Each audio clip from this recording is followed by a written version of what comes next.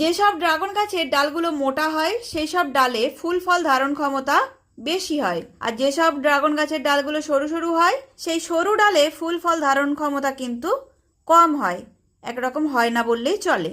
ফুল ফল যদিও বা আসে সেগুলো নষ্ট হয়ে যাওয়ার সম্ভাবনা বেশি থাকে। তাই গাছ বসানোর পরেই ফলের আশা না করে আগে খেয়াল করো গাছের গ্রোথ ঠিকঠাক হচ্ছে কিনা। তোমরা যদি ভাবো জৈব সার দিয়ে বা যে কোনো সার দিয়ে গাছের গ্রোথ ভালো করে ফেলবে, তা কিন্তু একেবারেই না। জৈব সারের সাথে সাথে গাছে যদি ঠিকঠাক রৌদ্র না পায় তাহলে কিন্তু ডালগুলো সরু সরু হবে।